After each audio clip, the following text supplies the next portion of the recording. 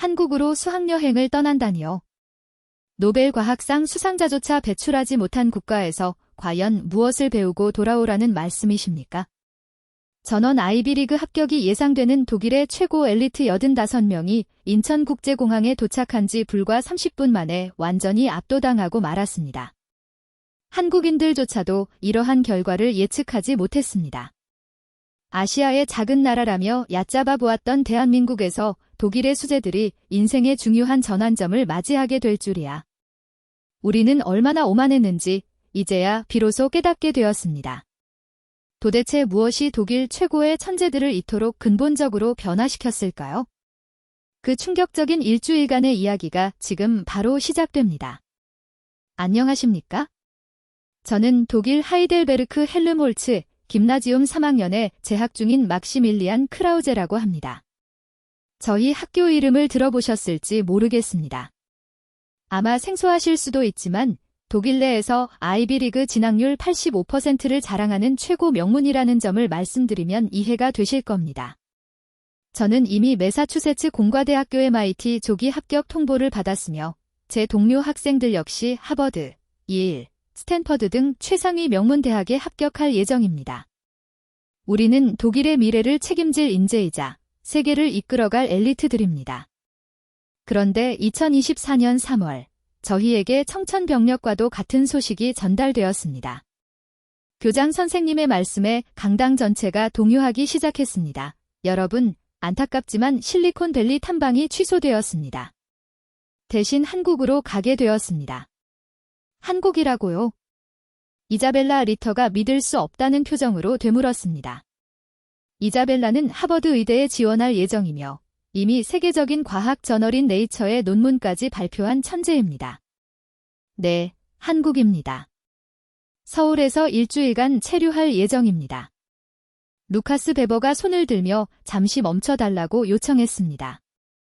실리콘밸리 대신 한국이라고요? 구글과 애플 대신 뭘 보러 가라는 겁니까? 저 역시 당혹스러움을 감추지 못했습니다. 한국이요? 삼성 말고 또 무엇이 있을까요? K-팝, 김치. 엠마 슈미트가 냉소적으로 발언했습니다. 분단국가 체험 학습이라도 하러 가는 건가요? 우리 독일은 이미 30년 전에 통일을 이룩했는데 말이죠. 교장 선생님은 깊은 한숨을 내쉬었습니다. 여러분, 한국은 분명 배울 점이 많은 나라입니다. 뭘 배운다는 거죠? 제가 물었습니다. 저희는 세계 최고의 대학에 진학하는 사람들인데 한국에서 대체 무엇을 배워야 합니까? 그날 저녁, 기숙사는 항의와 불만으로 난리가 났습니다. 이자벨라 리터는 다시 한번 분노를 표출했습니다. 내가 스탠퍼드 의대 면접 준비하느라 바쁜데 한국에서 일주일을 허비하라고? 그러게. 차라리 그 시간에 코딩 대회 준비나 더 하고 싶어. 루카스 베버도 불만 가득한 목소리였습니다. 엠마 슈미트는 부모님께 전화까지 걸어 학교 결정에 항의했습니다. 아빠, 학교에서 실리콘밸리 대신 한국에 간대요. 이게 말이 돼요? 그러나 학교의 결정은 번복되지 않았습니다. 출발 전날 저희는 마지못해 짐을 챙겼습니다. 그래도 일주일은 금방 지나가겠지? 이자벨라가 한숨을 쉬었습니다. 맞아. 그냥 관광이나 하고 오자. 루카스 베버는 어깨를 으쓱하며 체념했습니다. 비행기 안에서 저는 한국에 대해 검색해 보았습니다. GDP 세계 13위, 1인당 국민소득 3만 5천 달러. 나쁘지 않은 수준이지만 독일이나 미국에 비하면 여전히 부족한 수치입니다. 이것 좀 봐. 엠마 슈미트가 자신의 휴대전화를 보여주었습니다. 한국 학생들은 하루에 16시간씩 공부한대. 미친 것 같아. 창의성은 제로겠네. 이자벨라 리터는 비웃었습니다. 그렇게 공부해도 노벨상 하나 못 받았잖아. 저 역시 동의했습니다. 그러니까 우리처럼 효율적으로 공부해야지. 무작정 시간만 투입해서 뭐 해? 12시간의 비행 끝에 저희는 인천국제공항에 도착했습니다. 자, 이제 일주일만 버티면 돼. 제가 친구들에게 말했습니다. 그때만 해도 저희는 알지 못했습니다. 이 일주일이 제 인생에서 가장 충격적인 경험이 될 줄은? 인천공항에 도착하자마자 이자벨라가 화장실에 다녀오겠다고 했습니다. 저희는 입국 심사를 기다리며 공항 내부를 둘러보았는데 솔직히 첫인상은 꽤 긍정적이었습니다. 생각보다 깨끗하네. 루카스 베버가 인정했습니다. 프랑크푸르트 공항과 비슷한 수준인 것 같아. 엠마 슈미트도 놀란 기색이었습니다. 그런데 15분이 지나도록 이자벨라가 돌아오지 않았습니다. 뭐 하는 거지? 메시지 보내봐. 제가 걱정하며 말했습니다. 바로 그때 이자벨라 리터가 창백한 얼굴로 달려왔습니다. 큰일 났어. 지갑이 없어. 뭐라고? 저희 모두 깜짝 놀랐습니다. 화장실에 두고 나온 것 같아. 에르메스 지갑인데 현금 2,000유로와 카드 전부 다 들어있었어. 이자벨라의 그 지갑은 생일 선물로 받은 1만 유로 상당의 명품이었습니다. 빨리 가서 찾아보자. 저희가 화장실로 급히 달려가려는 순간 청소복을 입은 한 중년 여성분께서 황급히 뛰어오셨습니다. 혹시 이거 찾으시나요? 아주머니의 손에는 이자벨라 리터의 에르메스 지갑이 들려 있었습니다. 어머, 제 지갑이에요. 이자벨라가 눈물이 터질 것 같은 표정으로 지갑을 건네받았습니다. 떨리는 손으로 지갑을 열어본 이자벨라의 눈이 크게 휘둥그레졌습니다. 다 있어. 현금도 카드도 하나도 없어진 게 없어. 청소 아주머니는 온화하게 미소 지으며 말씀하셨습니다. 다행이네요. 다음부터는 조심하세요. 그리고는 아무런 보상을 바라지 않고 그저 가시려고 했습니다. 잠깐만요. 이자벨라가 지갑에서 100유로를 꺼내어 드리려 했지만 아주머니는 손사래를 치셨습니다. 아닙니다. 괜찮아요. 당연히 해야 할 일을 했을 뿐이에요. 저희는 모두 깊은 충격에 빠졌습니다. 이런 일이 가능하다는 거야? 루카스 베버는 믿을 수 없다는 표정이었습니다. 베를린이었으면 벌써 사라졌을 텐데. 엠마 슈미트도 놀라워했습니다. 저 역시 할 말을 잃었습니다. 독일에서는 상상조차 불가능한 일이었기 때문입니다. 1만 유로짜리 명품 지갑과 현금까지 그대로 돌려주다니요. 입국 심사를 받는 내내 저희는 그 일에 대해 계속 이야기했습니다. 한국 사람들이 원래 이렇게 정직해? 이자벨라는 여전히 현실을 믿기 힘든 표정이었습니다. 그런데 더 놀라운 것은 입국 심사 과정이었습니다. 자동 게이트 시스템이 너무나도 빠르고 효율적으로 작동했기 때문입니다. 우와, 독일보다 빠른데. 루카스 베버가 감탄했습니다. 수화물을 찾고 나오자 한국인 가이드가 저희를 기다리고 있었습니다. 안녕하세요. 헬름홀츠 김나지움 학생 여러분, 환영합니다. 놀랍게도 가이드분은 유창한 독일어를 구사했습니다. 독일어를 정말 잘하시네요. 엠마 슈미트가 놀라워했습니다. 독일에서 5년간 유학했습니다. 미넨 대학에서 한국학을 강의하기도 했고요. 버스를 타고 서울로 향하면서 저는 창밖을 내다보았습니다. 고속도로는 매우 잘 정비되어 있었고 표지판의 영어 병기도 완벽했습니다. 인천국제공항은 세계 공항 순위에서 늘 1위에서 3위 안에 들어요. 가이드가 설명했습니다. 그리고 한국의 치안 수준은 세계 최고 수준이죠. 아까 지갑을 찾으신 것도 한국에서는 흔한 일입니다. 가이드가 말을 이었습니다. 정말이요? 이자벨라가 되물었습니다. 그럼 범죄율은 어느 정도인가요? 살인율은 10만 명당 0. 6명 정도입니다. 독일의 절반 수준이죠. 저희는 서로를 마주 보았습니다. 독일의 절반이라고요? 게다가 여성분들이 밤늦게 혼자 다녀도 안전합니다. 새벽에도 대중교통이 다니고 24시간 편의점도 곳곳에 있어서요. 엠마 슈미트가 의심스럽게 물었습니다. 진짜 새벽에도 여자 혼자 다닐 수 있어요? 네, 제 딸도 학원 끝나고 밤 11시에 혼자 집에 와요. 전혀 걱정하지 않습니다.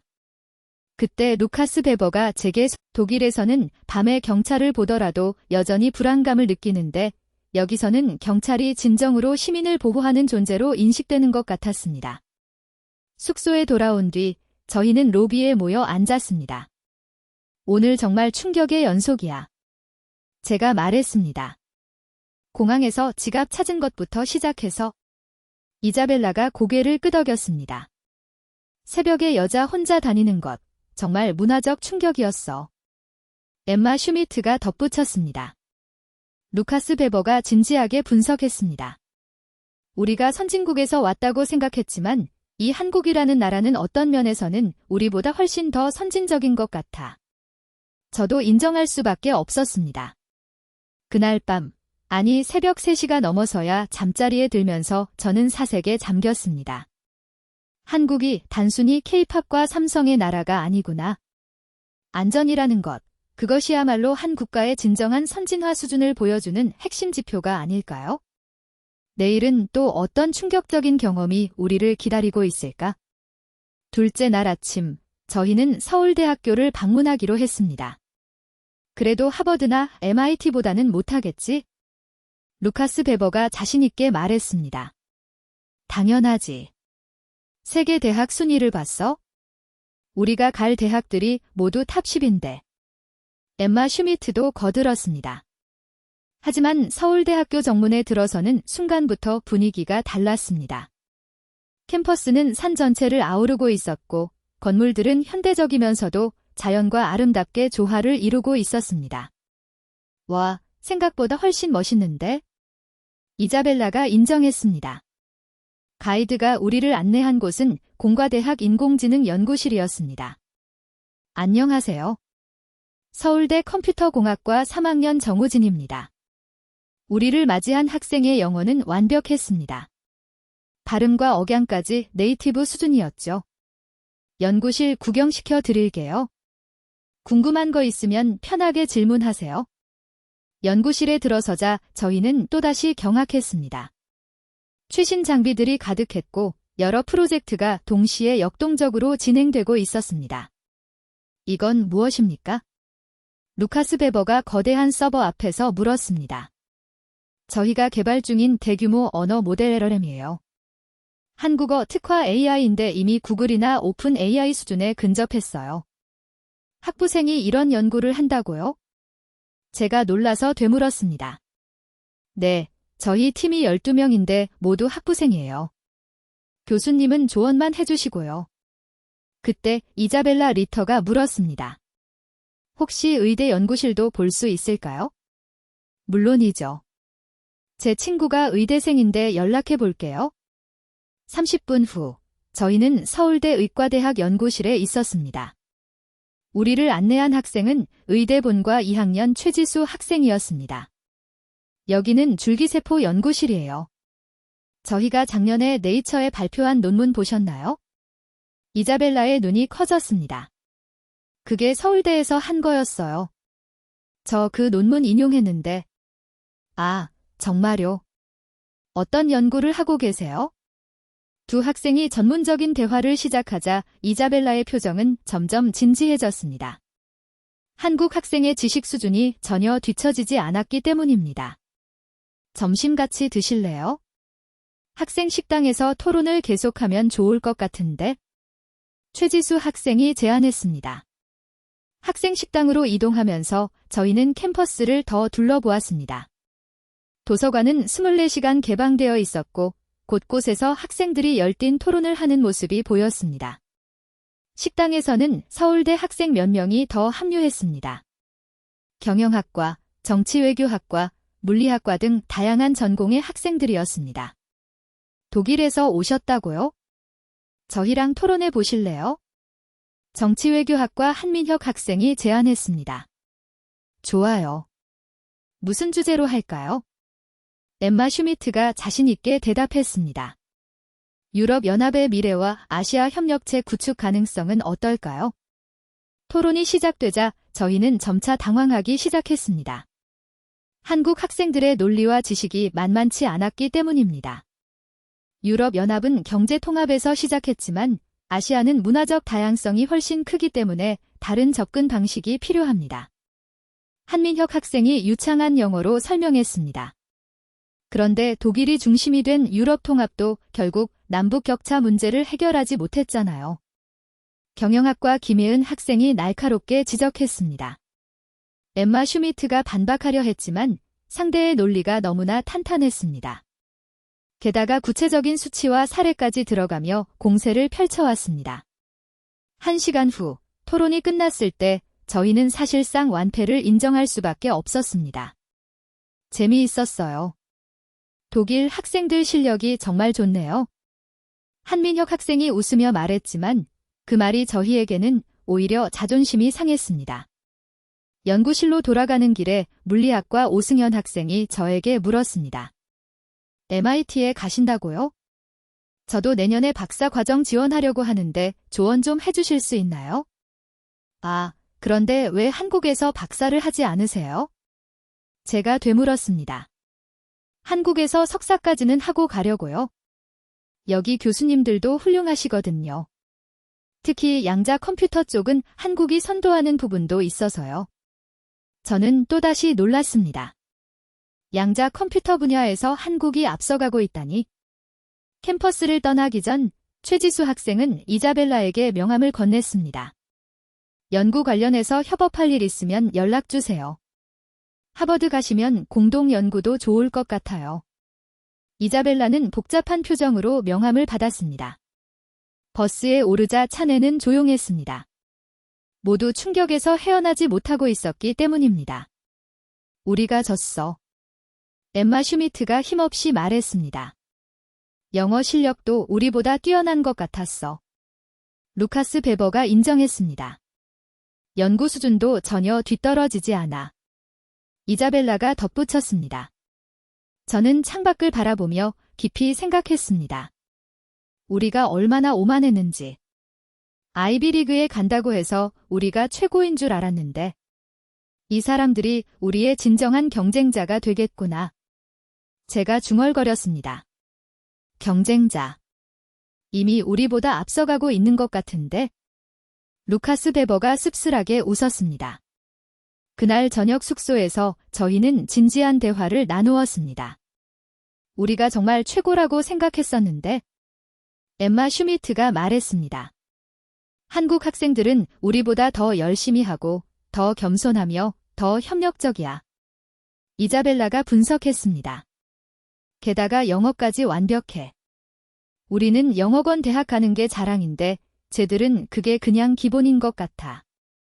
루카스 베버가 한숨을 쉬었습니다.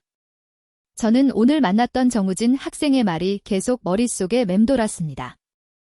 한국에서는 경쟁이 치열하지만 그만큼 서로 발전합니다. 여러분도 파이팅!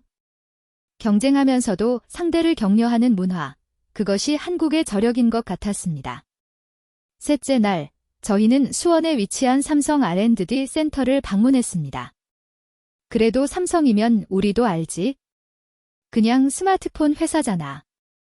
페터 하르트만이 말했습니다.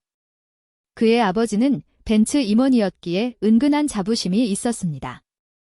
하지만 삼성 캠퍼스에 들어서는 순간 그 생각은 완전히 바뀌었습니다. 이게 회사입니까? 도시입니까? 루카스 베버가 놀라워했습니다. 정말 작은 도시와 같았습니다. 연구동만 수십 개였고 직원들을 위한 모든 편의 시설이 완벽하게 갖춰져 있었습니다. 우리를 안내한 사람은 삼성 수석 연구원인 정혜준 박사님이었습니다. 놀랍게도 MIT 출신이었습니다. 안녕하세요. 여러분처럼 저도 해외 유학을 했지만 한국으로 돌아왔습니다. 그 이유를 오늘 보여드릴게요. 첫 번째로 안내받은 곳은 반도체 연구소였습니다. 현재 삼성은 3나노미터 NM 공정을 양산하고 있으며 2나노미터 개발을 진행 중입니다. 2나노미터요. 제가 놀라서 물었습니다. 그게 가능합니까? 이미 시제품 단계이며 2025년 양산 목표입니다. 페터 하르트만이 물었습니다. 혹시 자동차용 반도체도 만드시나요? 물론이죠. 벤츠, BMW, 아우디 모두 저희 고객입니다. 특히 자율주행용 칩은 저희가 공급하고 있습니다. 17살입니다. 옆에 있던 선생님이 답했습니다. 토론이 시작되자 저희는 더 놀랐습니다. 학생들이 영어, 프랑스어, 중국어를 섞어가며 토론했기 때문입니다. 멀티링구얼 토론이에요. 언어 능력과 사고력을 동시에 배양합니다. 쉬는 시간에 한 학생이 우리에게 다가왔습니다. 안녕하세요. 저는 2학년 윤태호예요. 유창한 독일어였습니다. 언어를 몇 개나 하니? 제가 물었습니다. 한국어, 영어, 중국어, 일본어, 독일어, 프랑스어, 스페인어예요. 아랍어는 지금 배우고 있어요. 7개라니. 우리 모두 입이 떡 벌어졌습니다. 여기서는 평균이에요. 최소 5개는 해야 합니다. 다음은 수학 수업이었습니다. 그런데 이거 대학 수학 아닙니까? 제가 칠판을 보고 놀랐습니다. 미적분학 심화 과정이에요. 이 정도는 2학년 때 끝내야 합니다. 선생님이 설명했습니다. 한 학생이 칠판에 나가 문제를 풀기 시작했는데 저 역시 MIT 조기 합격을 받을 만큼 수학에 능통하지만 그 학생의 문제 풀이 속도는 경이로울 정도였습니다. 점심시간, 급식실에서 저희는 또다시 큰 충격을 받았습니다. 학생들이 밥을 먹으면서도 단어장을 보고 이어폰으로 강의를 듣고 있었습니다. 점심시간에도 공부해요? 엠마 슈미트가 물었습니다. 시간이 아까워요. 한 학생이 웃으며 답했습니다. 하루에 단어 하나라도 더 외우면 1년이면 365개잖아요. 오후에는 특별 활동 시간을 참관했습니다. 과학 동아리에서는 대학 수준의 실험을 진행하고 있었고 토론 동아리는 운회의를 시뮬레이션하고 있었습니다. 작년에 우리 학교 졸업생 중 하버드 5명, 예일 3명, 스탠퍼드 6명이 진학했어요. 안내하던 학생이 자랑스럽게 말했습니다. 우리와 동일한 목표를 가진 학생들이었지만 준비 수준 자체가 달랐습니다. 방과 후 학교는 더욱 활기가 넘쳤습니다. 자율학습실은 만석이었고 도서관에서는 스터디 그룹이 곳곳에서 열띤 토론을 하고 있었습니다. 저녁 10시까지 있어요. 집에 가서도 새벽 1시까지는 공부하고요. 윤태호 학생이 설명했습니다. 매일이요? 이자벨라는 믿기지 않는다는 표정이었습니다. 네, 재미있어서요. 새로운 것을 배우는 게 너무 즐거워요. 그때 한 여학생이 다가왔습니다. 혹시 이자벨라 리터 씨 맞으세요? 네이처에 논문 내신? 어떻게 알아요? 읽었어요. 줄기세포 연구 정말 인상적이었습니다. 저도 의대에 갈 건데 질문 좀 해도 될까요? 고등학생이 네이처 논문을 읽고 완벽히 이해하고 있다니. 학교를 떠나기 전 윤태호 학생이 우리에게 말했습니다. 한국 학생들이 공부만 한다고 생각하시죠? 하지만 우리는 더 나은 세상을 만들기 위해 공부해요. 여러분도 파이팅! 버스에서 우리는 말을 잃었습니다. 저 나이에 우리는 뭘 했지? 루카스 베버가 중얼거렸습니다. 게임하고 파티하고. 페터 하르트만이 부끄러워했습니다. 저 아이들이 5년 후엔 엠마 슈미트가 말을 끝맺지 못했습니다. 우리의 진짜 경쟁자가 되겠지? 제가 마무리했습니다. 이자벨라가 진지하게 말했습니다. 우리가 천재인 줄 알았는데 여기서는 저런 학생들이 수백 명이야. 그날 밤 저는 난생 처음으로 두려움을 느꼈습니다. 우리가 최고라고 믿었던 독일의 엘리트 교육이 한국 학생들의 열정 앞에서는 무색해 보였기 때문입니다. 이들과 어떻게 경쟁해야 할까? 아니, 더 근본적인 질문이 떠올랐습니다. 우리는 도대체 왜 공부하고 있는 거지? 5째 날, 우리는 비무장지대 DMZ 견학을 갔습니다. 분단국가 체험이라. 페터 하르트만이 시니컬하게 말했습니다. 우리는 35년 전에 이미 통일했는데. 하지만 임진각에 도착하자 분위기가 달랐습니다. 무겁고 엄숙한 기운이 감돌았습니다. 가이드가 설명했습니다. 한국 전쟁으로 300만 명이 희생되었습니다. 전국 톡과 폐허가 되었죠. 전망대에서 북한을 바라보니 정말 다른 세계처럼 느껴졌습니다. 저기가 북한이에요?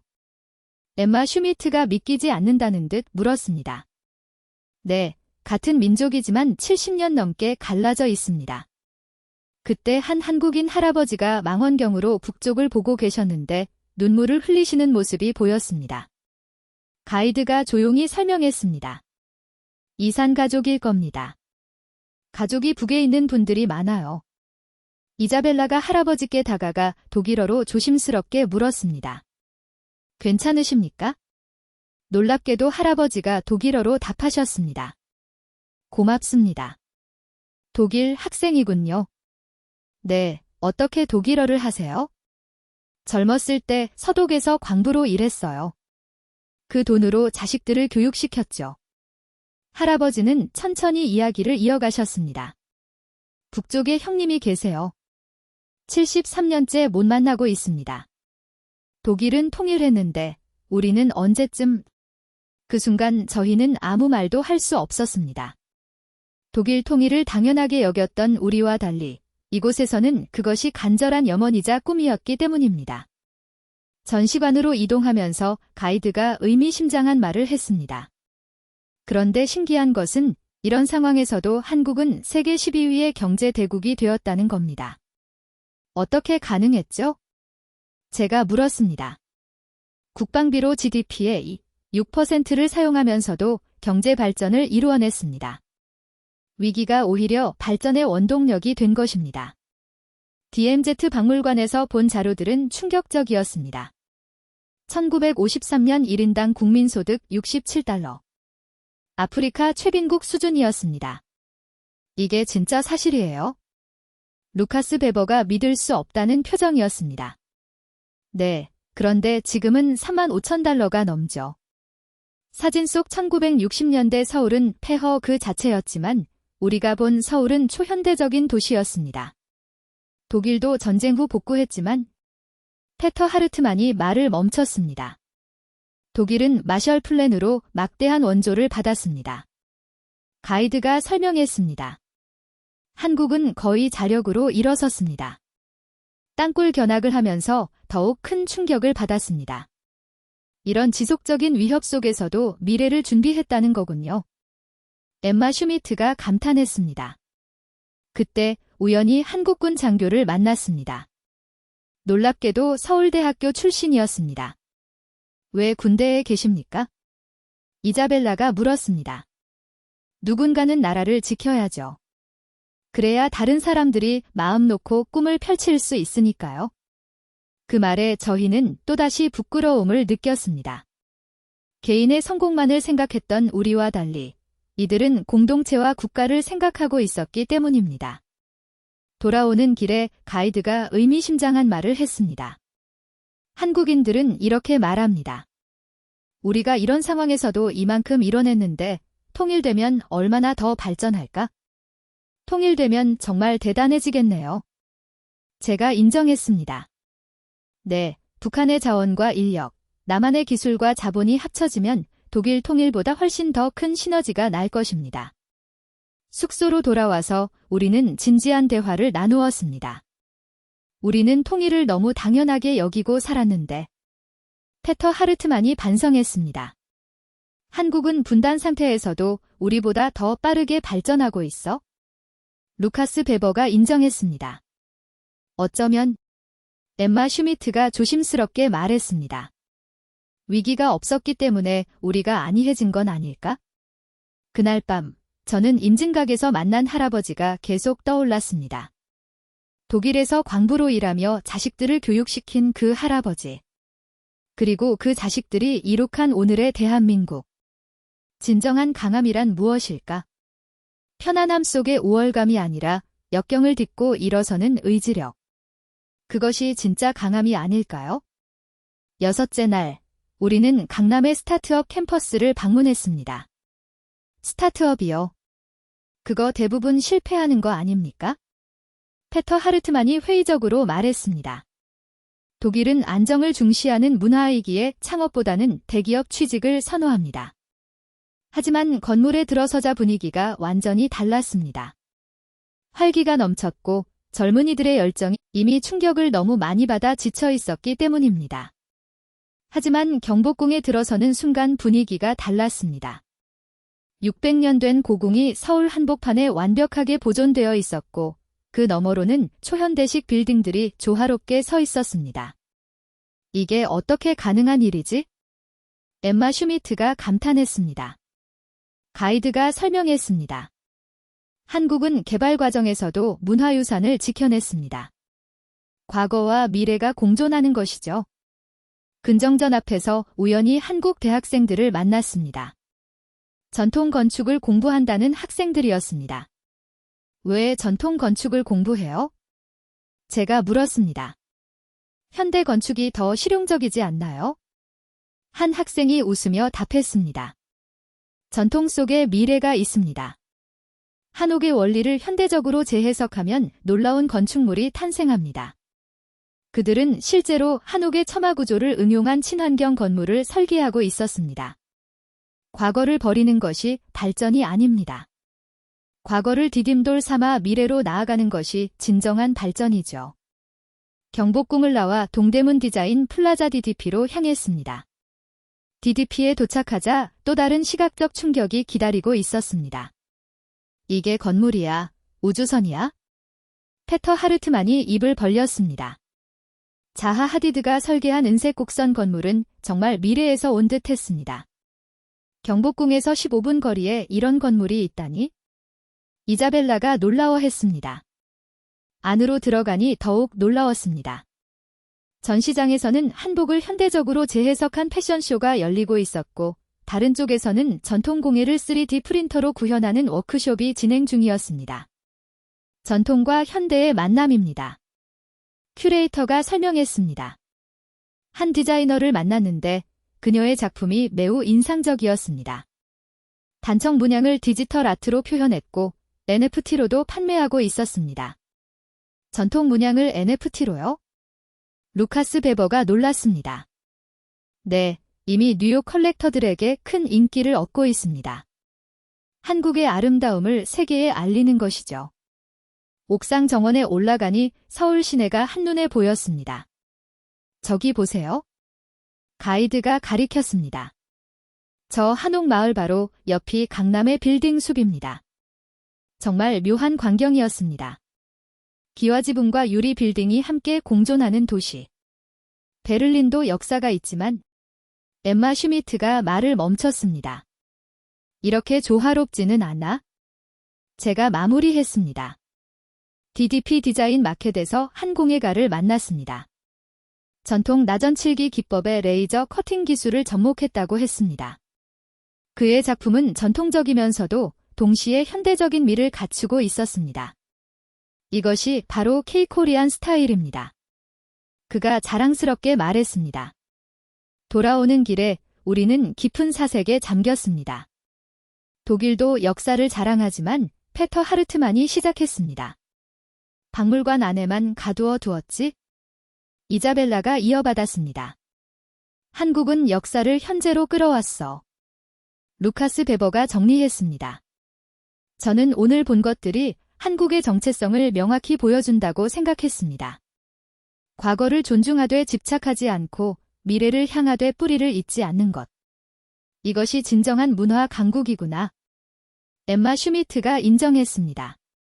그날 밤 저는 일기에 다음과 같이 적었습니다. 한국은 시간 여행이 가능한 나라다. 한 발은 과거에, 한 발은 미래에 두고 있으면서도 흔들리지 않는다. 내일이면 독일로 돌아가야 합니다. 하지만 이미 저는 이전과는 완전히 다른 사람이 되어 있었습니다. 마지막 날 저녁, 우리는 이태원을 방문했습니다. 이태원이요? 미군 기지 근처 아니었나요?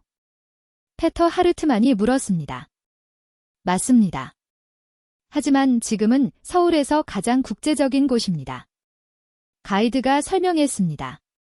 이태원 거리에 들어서자 정말 놀라웠습니다.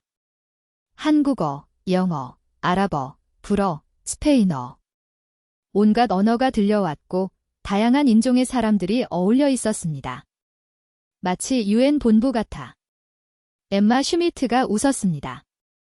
한 할랄 레스토랑에서 저녁 식사를 하기로 했습니다. 주인은 파키스탄 출신이었는데 한국어가 유창했습니다. 한국에 온 지 15년 됐어요. 이제 여기가 제 고향이에요. 한국 생활이 어렵지 않으세요? 이자벨라가 물었습니다. 처음엔 힘들었죠? 하지만 한국 사람들이 정말 따뜻하게 받아줬어요. 지금은 한국 국적도 받았습니다. 음식을 기다리며 창밖을 보니 나이지리아 출신으로 보이는 남성이 한국인 아내와 아이와 함께 걷고 있었습니다. 다문화 가정이 많나요? 제가 물었습니다. 네, 이태원은 특히 많습니다. 한국이 빠르게 다문화 사회로 변화하고 있죠. 식사 후 우리는 거리를 걸었습니다. 프랑스 빵집, 터키 케밥 가게, 멕시코 타코집, 일본 라멘집이 나란히 있었습니다. 베를린 크로이츠베르크보다 더 다양한 것 같아. 루카스 베버가 인정했습니다. 한 북유럽 스타일 카페에 들어갔는데 주인이 스웨덴 사람이었습니다. 어떻게 한국에 오게 되셨어요? 엠마 슈미트가 물었습니다. 아내가 한국인이에요. 스톡홀름에서 만났는데 결혼하고 한국에 정착했죠. 후회 없습니다. 그는 한국의 역동성과 기회가 매우 매력적이라고 했습니다. 유럽은 너무 정체되어 있어요. 한국은 매일 변화하고 성장합니다. 거리를 더 걷다가 이슬람 사원인 모스크를 발견했습니다. 한국에 모스크가 있어요. 이자벨라가 놀랐습니다. 네, 종교의 자유가 보장되니까요. 교회, 절, 모스크가 공존합니다.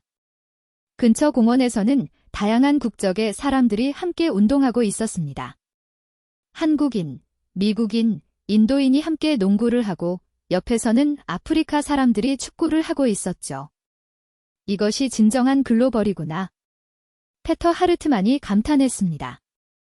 그때 한 한국 청년이 우리에게 다가왔습니다. 독일에서 오셨어요. 반갑습니다. 저 독일 문화 정말 좋아해요. 그는 이태원에서 국제문화교류 카페를 운영한다고 했습니다. 매주 금요일마다 랭귀지 익스체인지 모임을 해요. 한국인들이 외국어를 배우고 외국인들이 한국어를 배우죠.